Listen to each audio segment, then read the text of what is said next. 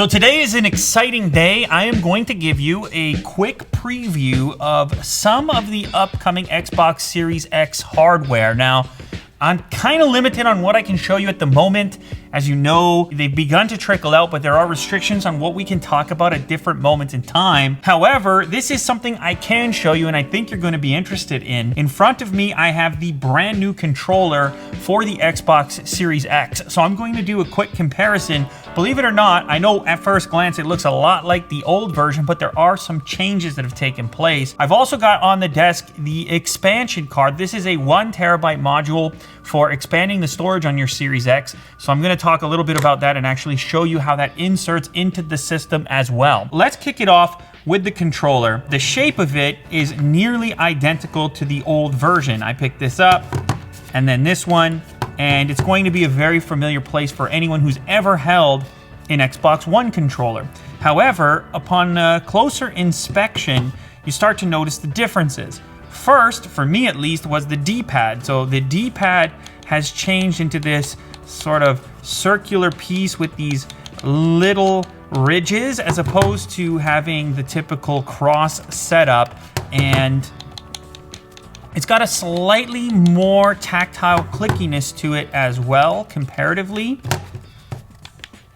Now, the other thing you're going to notice on the front of the controller, and again, I can bring in this white one, also from the Xbox One to compare, this button in the center here, that is going to be your share button. This button is going to allow you to share directly from your Xbox, whether it's a screenshot or a clip of your gameplay. Otherwise, the other two buttons on the front are the same as they were in the past. Now, the other thing that struck me immediately was a slight difference in texture. The new model has a real grippiness to it. It's got these micro dots on it that gives it a gritty feel almost, but it's gonna give you some confidence when you grip onto it. The previous version had something similar, and maybe once I use this more extensively, it would end up being a little smoother like this, but for the time being, this has a grippier feel to it. Another difference on here is up on the top. So now we have USB Type-C for connection. Oh, actually, maybe that's why I felt that this one was grippier, because the triggers have grips on them now too.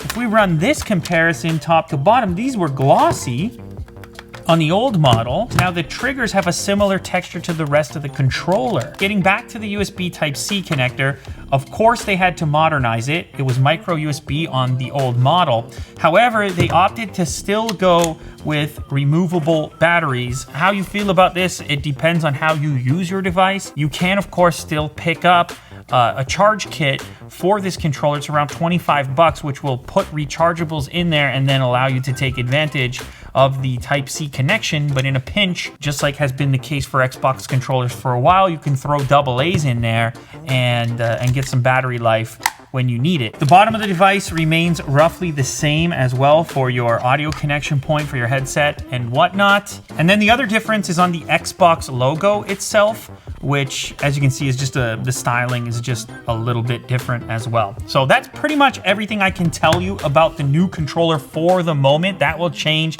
as embargoes lift, and I can go into more detail on the rest of the hardware as well. But next up, what I am allowed to talk about is the expansion unit. So this little guy right here, which is not all that much bigger than like an SD card, is actually 1 terabyte of very fast storage provided by Seagate by the looks of it. And you can see right here, it is 1 terabyte of storage. Now, of course, a lot of people are going to be running their games off the internal drive and therefore are going to be interested in expansion. I believe we actually have a price on this thing too now. I think it's going to be $219, and I can very quickly show you how it inserts into the system. I can't turn it on at the moment, so as mentioned, it's a quick preview, but over here you have a storage expansion location near your HDMI port and your USB ports. There's a protective cap on here. You remove that, it uncovers this metallic. It all feels very sturdy and structured. And then this just slots in. A little bit of it still hangs out. I don't mind it. It actually makes it easy to grip and remove and take with you if you choose to, or to potentially have multiple storage devices if you're crazy and just have a huge library of games. So this is going to be small, convenient, fast storage, and a superior solution. You will need to pay for it.